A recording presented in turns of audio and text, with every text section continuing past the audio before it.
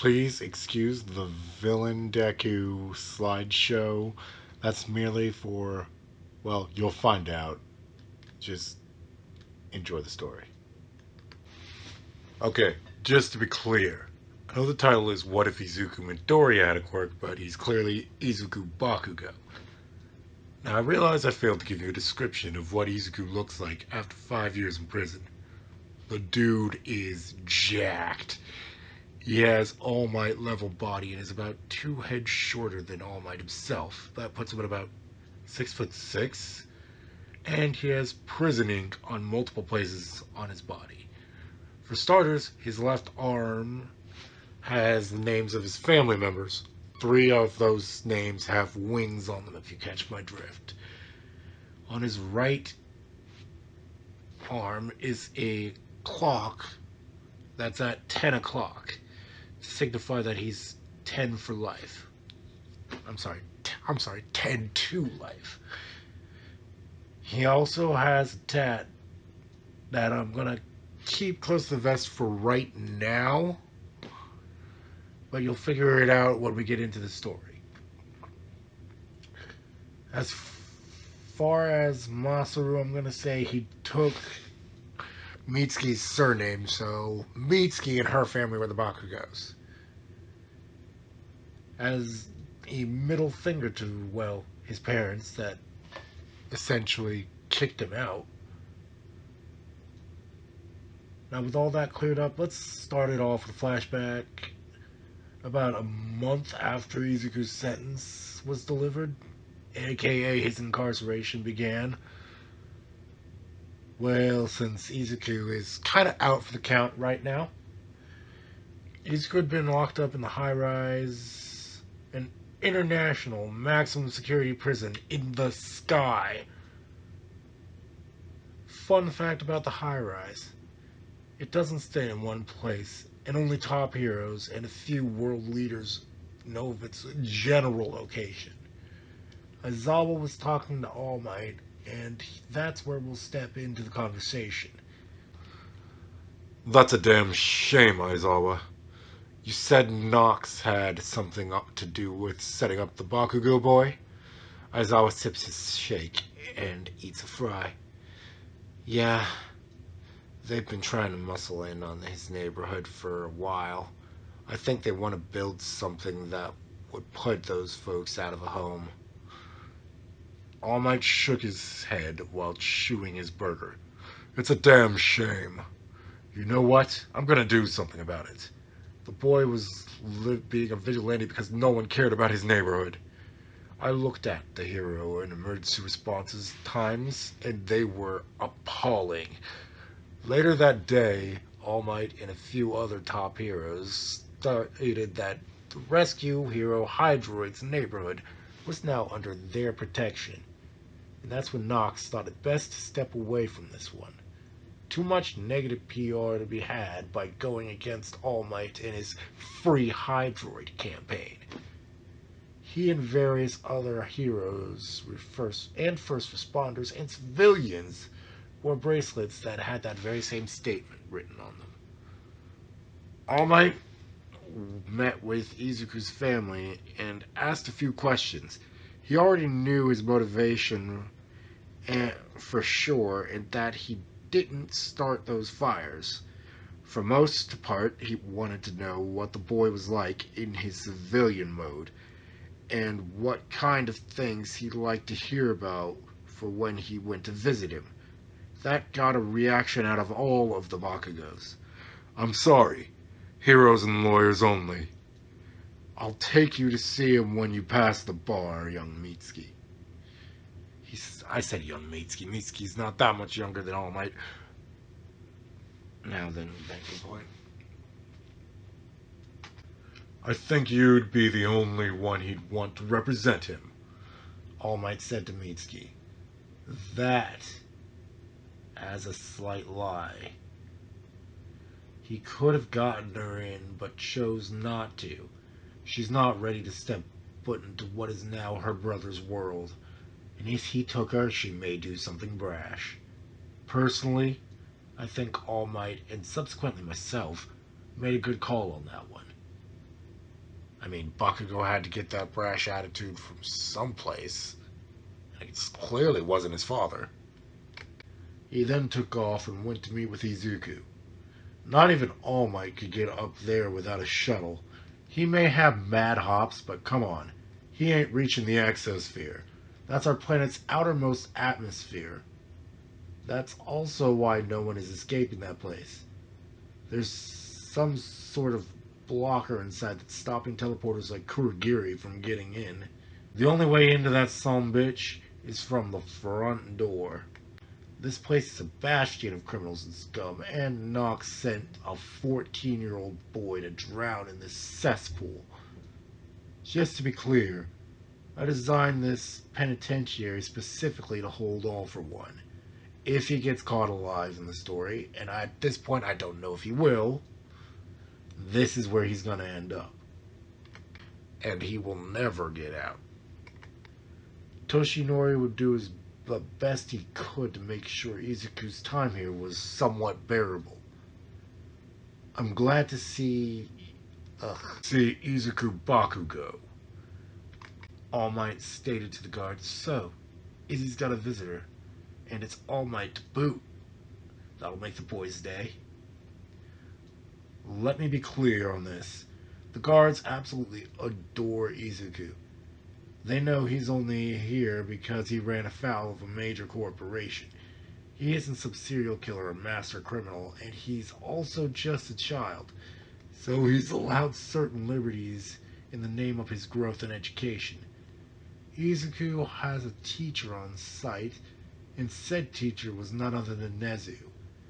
Now, as for time, this is a full 7 years before the MHA proper.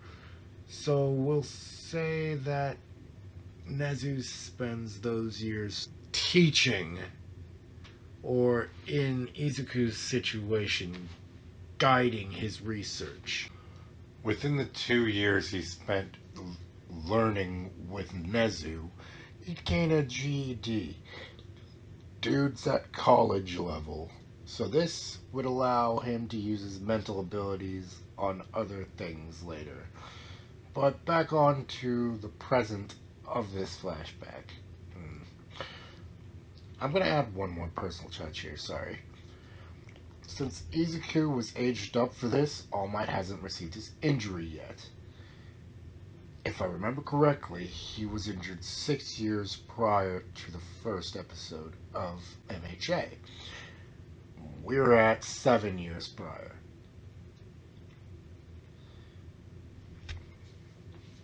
Now then, All Might met with Izuku in the common room number 3, just as Nezu was finishing his lesson for the day. Ah, All Might. I take it you're here to see the boy. Izuku's eyes light up a little bit since friggin' All Might. But he doesn't smile. Whether he's a child or not, he can't show weakness here, so he steals his resolve in being as hard as possible. It doesn't work. Even the villains that are here don't mess with Izuku, since that would get the immediate wrath of the Watchdogs, a group consisting of both guards and inmates. All Might... Damn, dude, rev your engine much? I'm sorry about that, guys.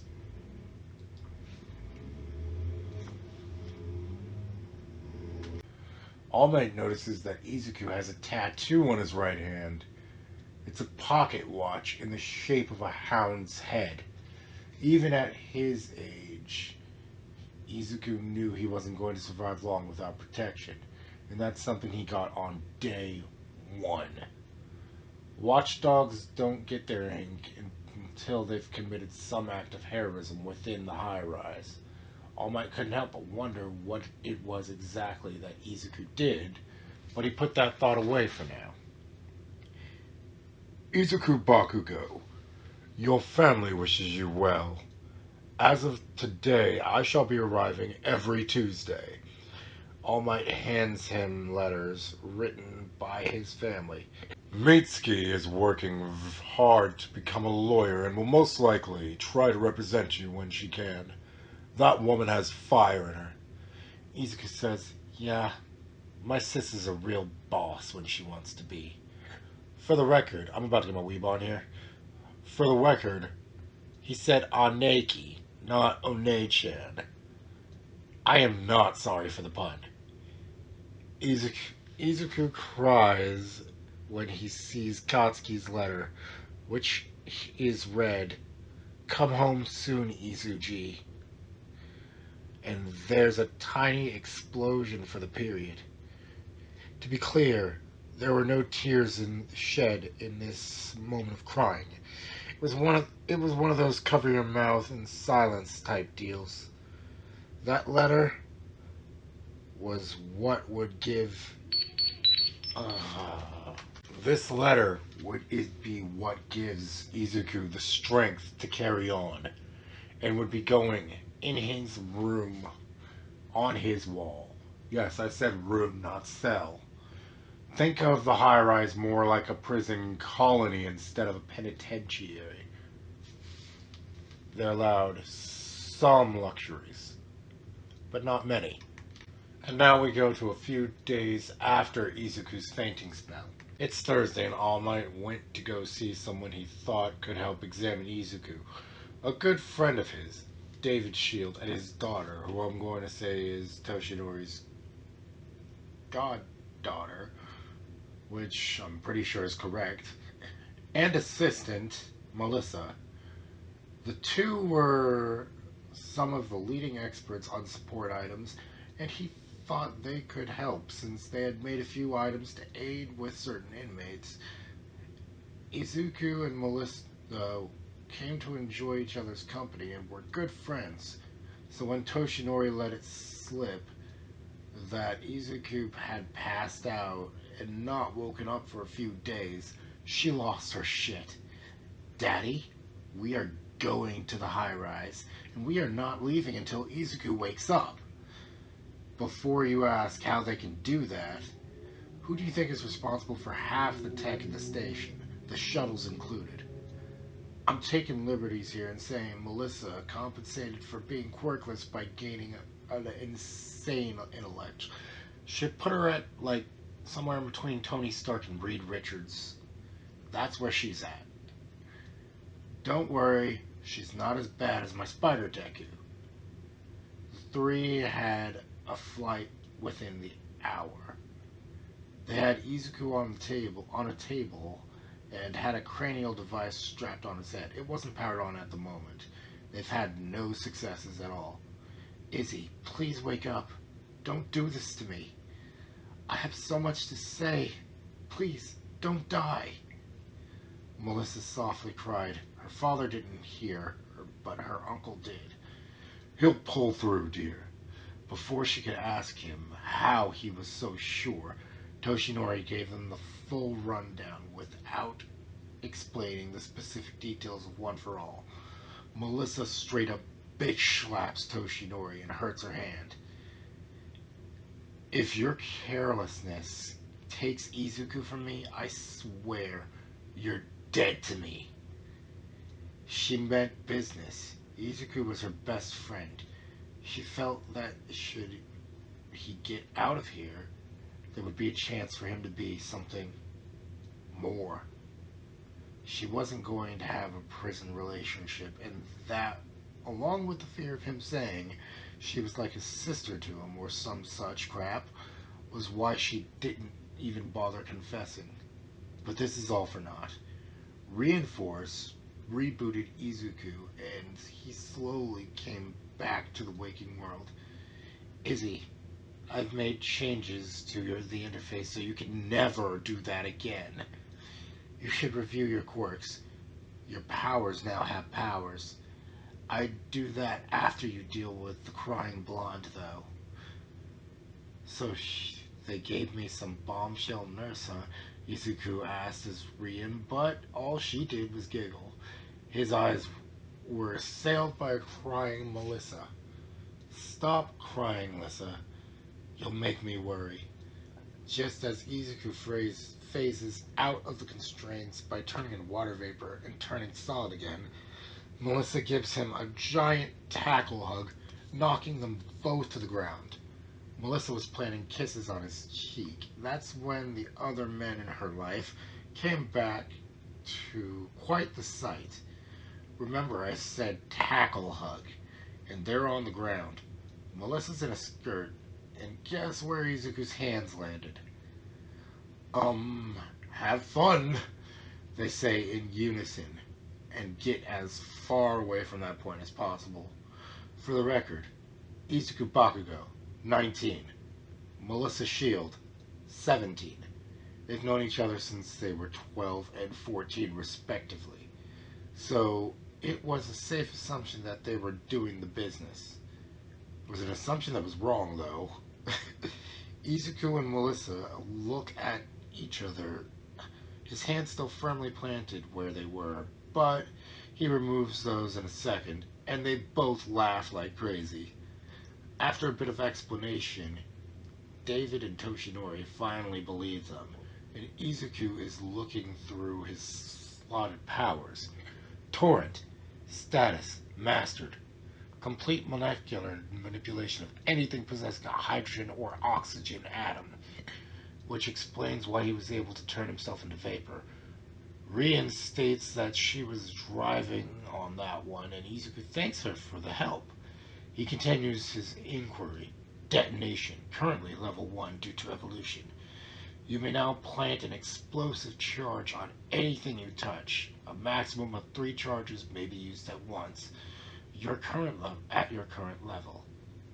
Izuku asks why Torrent is mastered while something derived from explosion is now level 1.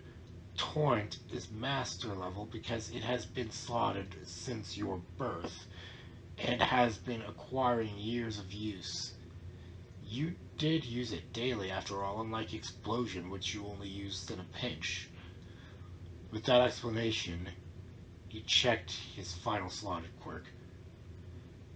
Gravitax, level 1. Can increase or decrease gravitational pull in an object or area.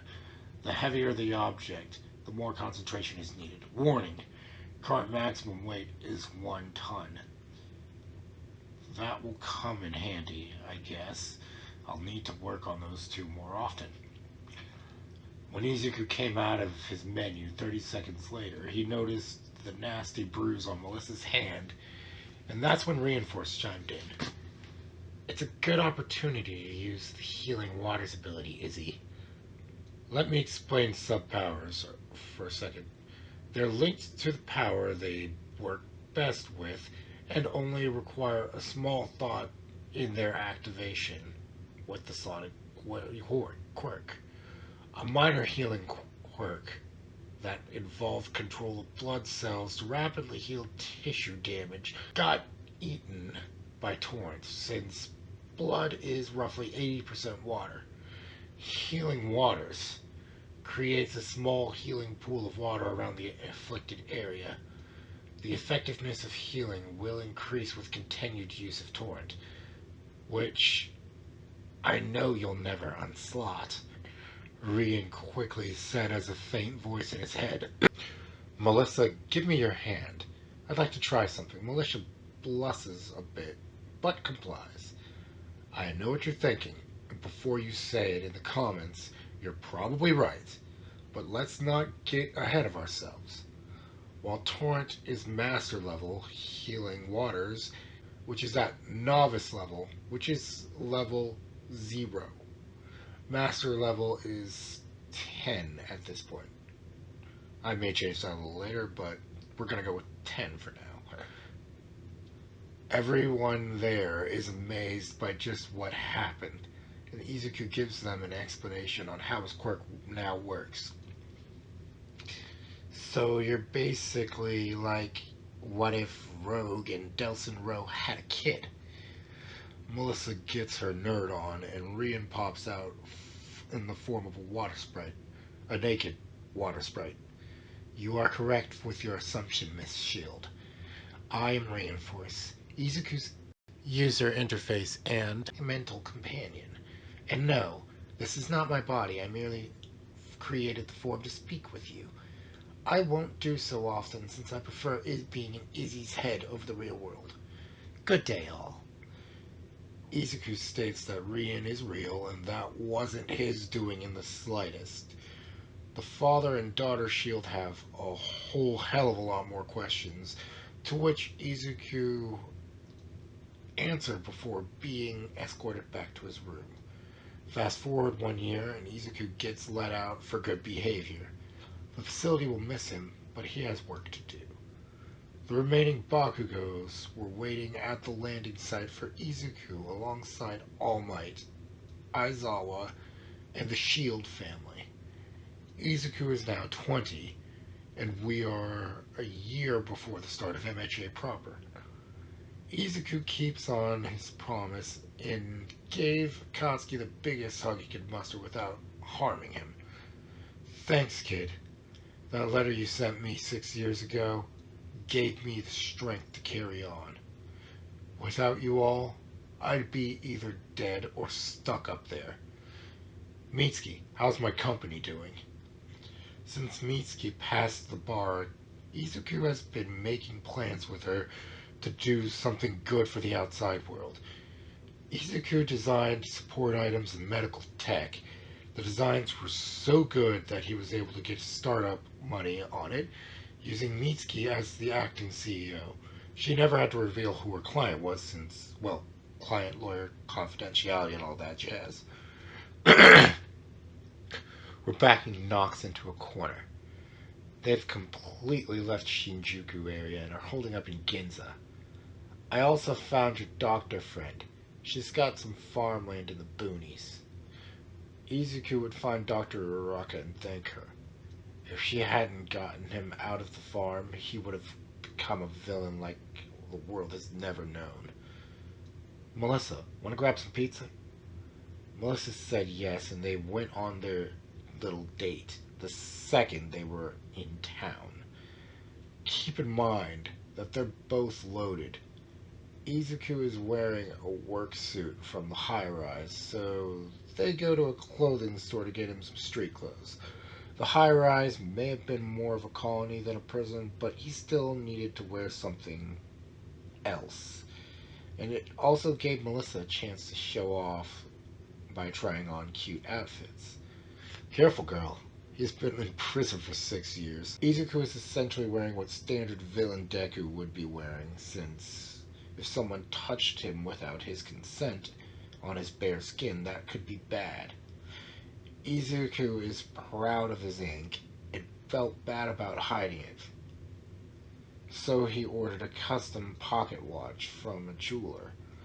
The two went to see a movie and then got that pizza and a nightcap at the bar that Izuku owned, which he named High Society after his home of 6 years. Izuku made it clear to Mitsuki that she was to hire convicts and other people that were down on their luck. Everyone deserved a second chance. The legal drinking age in Japan is 20, which is Izzy's age. Melissa, however, is 18, so she had a Shirley Temple. They went to the penthouse afterwards. Welcome home, Izuku. I'll sleep in my room tomorrow. Just figured you'd want the company. Melissa yawns. This really is mine, huh? Started from the bottom. Now I'm here. They tiredly giggle at that and pass out from the day's events. No funny business was had. It's just two very close friends at this point enjoying each other's time. And yes, Melissa and Izuku live in the same building. They live together, but not in the way you're thinking. Yet, possibly.